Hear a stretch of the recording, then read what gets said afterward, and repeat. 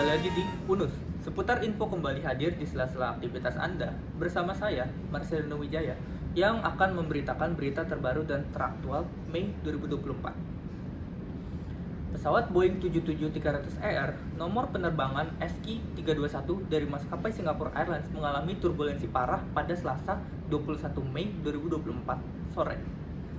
Pesawat Singapore Airlines tersebut berangkat membawa 211 penumpang dan 18 awak dari Bandara Heathrow, London menuju Singapura. Naas, penerbangan tersebut diwarnai turbulensi parah yang membuat pesawat dialihkan terbang ke Bangkok, Thailand. Pesawat akhirnya mendarat darurat di Bandara Suvarnabhumi, Bangkok pada pukul 15.45 waktu Indonesia Barat. Kejadian ini mengakibatkan satu penumpang meninggal dan 30 orang lainnya luka-luka.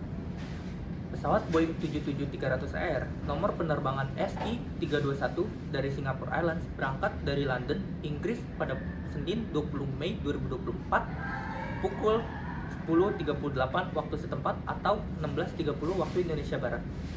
Pesawat ini tiba-tiba mengalami penurunan ketinggian drastis setelah terbang sekitar 11 jam. Dikutip dari CNA, Selasa 21 Mei 2024, pesawat mengalami penurunan ketinggian dari 37.000 kaki turun drastis sebesar 6.000 kaki menjadi 31.000 kaki hanya dalam waktu 4 menit. Insiden yang dialami Singapore Airlines menyebabkan satu penumpang dikabarkan meninggal di dalam pesawat. Sementara sedikitnya 30 orang dilarikan ke rumah sakit karena mengalami luka-luka. Pihak maskapai Singapore Airlines hingga Selasa malam masih mencatat jumlah korban yang meninggal sebanyak 1 orang. Manajer Umum Bandara Suvarnabhumi, Kittipong Kittikakorn, mengatakan korban meninggal adalah seorang pria Inggris berusia 73 tahun. Dia diduga meninggal karena serangan jantung, sementara 7 orang lainnya tengah kritis akibat terluka parah pada bagian kepala. Singapore Airlines memastikan pihaknya akan membantu seluruh penumpang dari awak pesawat. Mereka juga bekerja sama dengan pihak berwenang Thailand untuk memberikan bantuan medis dan mengirimkan bantuan tambahan. Anggota keluarga penumpang yang berada dalam penerbangan tersebut dapat menghubungi 6542-3311, nomor hotline khusus yang dibuat Singapore Airlines atas insiden ini. Demikianlah berita yang dapat saya sampaikan pada pagi hari ini. Saya Marcelino Wijaya, pamit undur diri. Sekian, terima kasih. Halo, selamat pagi pemirsa dimanapun kalian berada. Bagaimana kabar kalian? Saya harap kita semua baik-baik saja. Kembali lagi bersama saya, Rafael Randy Ramosya, di acara Unus Sport yang akan menemani waktu luang Anda dan memberikan informasi seputaran olahraga kepada kalian semua. Pemirsa, tim nasional sepak bola Indonesia U23 berhasil memenangkan pertandingan melawan Korea Selatan di perebutan semifinal Piala Asia dengan skor akhir 2-2 dan skor adu penalti 11-10. Kemenangan ini membawa tim nasional sepak bola Indonesia melaju ke semifinal Piala Asia untuk pertama kalinya dalam sejarah. Akan tetapi sangat disayangkan, tim nasional sepak bola Indonesia harus kalah saat menghadapi tim nasional sepak bola Uzbekistan pada semifinal dengan skor 2-0. Lalu tim nasional sepak bola Indonesia juga kalah saat melawan tim nasional Irak pada perebutan juara 3 dengan skor 2-1. Dan pada kesempatan terakhir Indonesia untuk lolos ke Olimpiade Paris, Indonesia harus menghadapi tim Guinea yang merupakan negara yang berasal dari benua Afrika. Dan lagi-lagi sangat disayangkan, Indonesia harus kalah dengan skor akhir 1-0. Hal ini juga membuat tim nasional sepak bola Indonesia gagal untuk lolos ke Olimpiade Paris yang akan digelar bulan Juli 2024 mendatang. Tetapi sebagai masyarakat Indonesia, kita harus tetap bangga kepada seluruh pemain tim nasional sepak bola Indonesia atas seluruh perjuangan mereka dalam membangkitkan kualitas permainan sepak bola timnas Indonesia yang lebih baik lagi, dan kita doakan agar timnas sepak bola Indonesia dapat memenangkan liga-liga yang akan diselenggarakan pada kesempatan selanjutnya. Sekian informasi sepak bola Indonesia yang dapat saya sampaikan di studio. Dan sebentar lagi kita akan menyaksikan pendapat masyarakat tentang permainan sepak bola timnas sepak bola Indonesia pada Piala Asia 2024 yang akan diwawancarai oleh rekan saya Marcelo Ariel. Demikian, saya Rafael Randy Ramosya, saya ucapkan terima kasih. Selamat siang pemirsa, perkenalkan nama saya Marcelo Ariel. Sekarang saya bersama satu supporter di Indonesia yang menonton langsung di Qatar. Dengan Kak siapa? Marion. Kak Marion, oke. Kak Marion, saya ingin bertanya beberapa pertanyaan mengenai permainan Indonesia di Qatar ya Kak ya.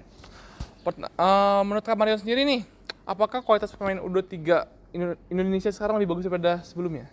Wah, itu benar-benar jelas bagus lah dari segi kita passingnya, dari segi skillnya pemain, dan juga cara bermainnya tuh benar-benar enak lah ditonton lah. Nampak Kak ya? Enak banget ditonton.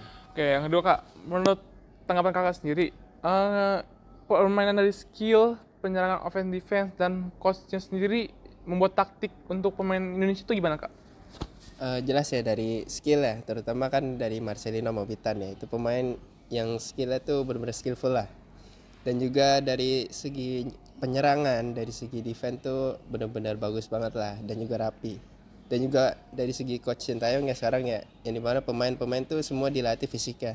Jadi benar-benar bisa main 90 menit full lah, nggak capek tuh. Oke. Nah, menurut Kak Marion sendiri nih, kan Indonesia lawan Korea tuh deg-degan banget kayak ada adu penalti segala kayak. Benar. Nah, itu gimana Kak menurut Kakak sendiri nih?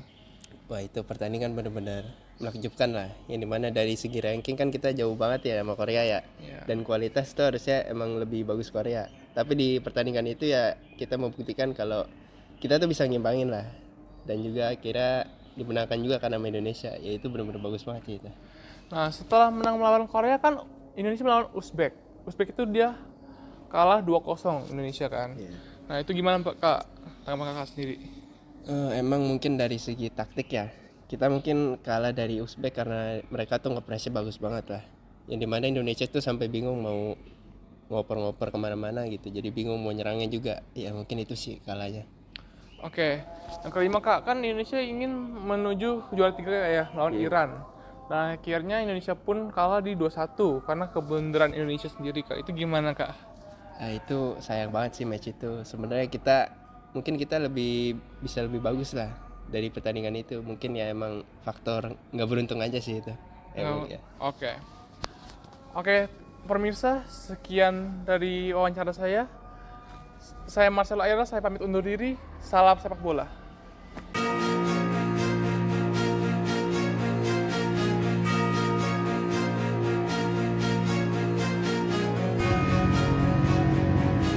Minggu 19 Mei pada pukul 13:50 waktu Indonesia Barat. Di sini, di tempat saya berdiri yang di lapangan Sunbird BSD Serpong, Tangerang Selatan adalah tempat kejadian perkara di mana jatuhnya pesawat latih Cessna 172 yang setelah memakan korban 3. Pesawat latih ini diketahui sempat berangkat dari Bandara Pondok Cabe dan mendarat pada Bandara Salangkanagara, Tanjung Latih, dan jatuh saat ingin kembali ke Bandara Pondok Cabe. Pesawat yang jatuh merupakan pesawat model jenis TEC-6 P2006T. TEC-6 P2006T merupakan pesawat ringan berbahan logam,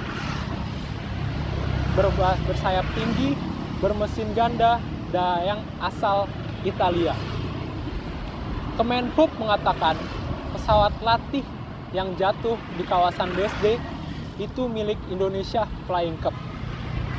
Itu bukan pesawat dari sekolah penerbangan Curug, tetapi Indonesia Flying Club, kata juru bicara Kemenhub Adita Irawati. Ketiga korban yang tewas merupakan pilot, co-pilot, dan penumpang yang merupakan engineering dari pesawat tersebut. Dikatakan oleh Kepala Basarnas, Desiana Kartika, saat proses evakuasi korban mengalami beberapa kendala. 2 dari jenazah itu susah dikeluarkan. dan tersangkut di bodi pesawat. Namun melalui masalah tersebut, akhirnya ketiga jenazah bisa dievakuasi dan bisa dibawa ke RS Polri Jakarta Timur. Jadi sekarang jenazah yang sudah dari RS Polri sudah dikembalikan kepada keluarga dan sudah disemayamkan. Sekian dari saya Nicholas Bryan. Saya ingin mengucapkan dan memberi pesan kepada para penonton, hati-hati dalam segala hal. Terima kasih.